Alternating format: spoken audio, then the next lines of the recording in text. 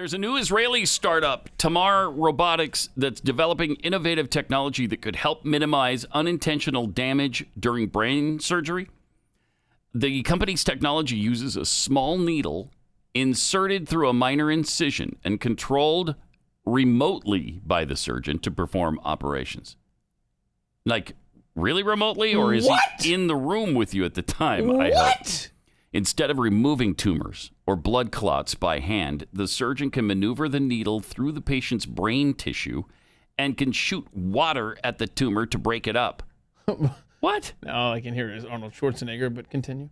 The Technion prides itself on the brain power it can bring to problems, and few are as challenging as actual brain surgery. That's amazing. This is remote, man. Typical brain surgery requires the utmost precision and carries a high risk of paralysis and other permanent brain damage. Tamar Robotics is aiming to create a safer alternative. So they just shoot water at a tumor and I guess it breaks it up. But you still have all that matter in your brain somewhere? I'm sorry, what? That's weird. And they can do it remotely. So does that mean... What? The surgeon could just be doing it at home. He's watching Netflix and operating the needle. Pay attention to the movie. Sorry, I'm in surgery. Hang on just a second. Let me just shoot the water. I just need to spray that tumor. Hold on. Wait a second. What if the power goes out? What if there's a Wi-Fi blip? What if there's a cell tower issue? What if? I mean, I'm sure they've thought of these things through, but I would be the patient that the thing slips on and stuff. I mean, we've talked about these cars are running into bridge abutments and whatever they're called. And, and the remote controlled things? Yeah, and the trees and the... Or automated, the ones that auto drive. It's kind of scary. I don't want my brain surgeon to be remote. How about you're in the same room as I am? Think about this. Would that be okay? What a lazy society. Can I not get my brain surgeon to check in and visit me? No. No. Apparently not. That is frightening. Also, the chief scientist for the newly created U.S. Space Force says that he thinks, this is really fun, human augmentation will be here sooner rather than later. Uh-oh. Oh, this is like a Marvel type thing, right? Where you get the super soldiers. Uh-oh. Speaking at an event at the Air Force Research Lab, he said that it's imperative that the U.S. outdo its adversaries by leading in human augmentation in military technology.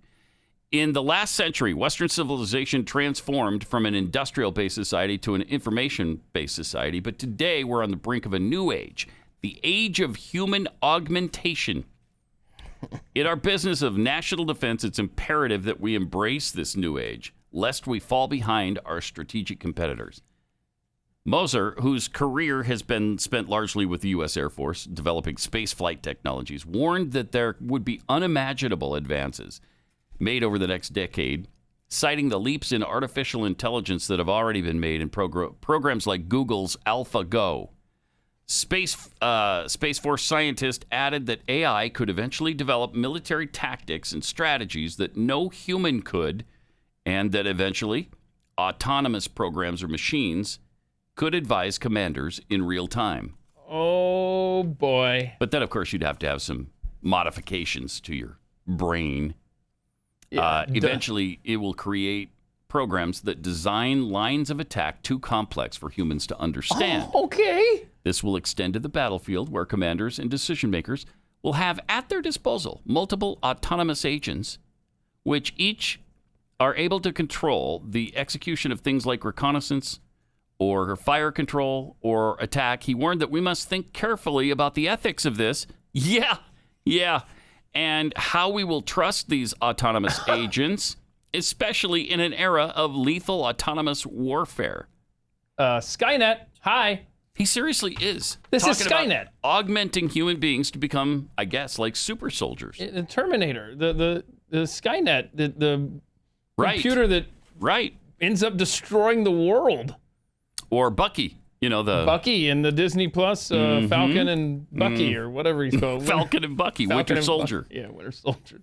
Boy, I hope my oldest daughter doesn't see this episode. Sorry about that. Moving on to human augmentation, he suggested that augmentation technology could eventually produce a superhuman workforce No. that use technologies like augmented reality, virtual reality, and nerve stimulation.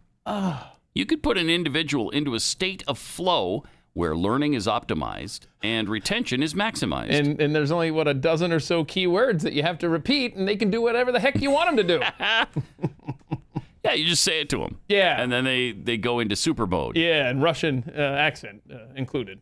This individual could be shaped into somebody with very high-performing potential.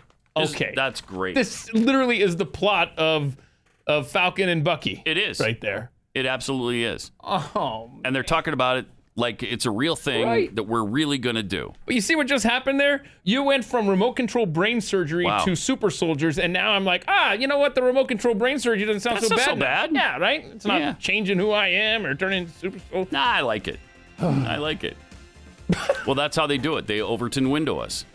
And then we're like, oh, okay, well, it's not as bad as what you were saying before. So, yeah, that's fine. And you notice that? Within the next decade, military uses. That's crazy. All right. Well, you have a great day, won't you? We'll see you back here tomorrow on Pat Gray Unleashed.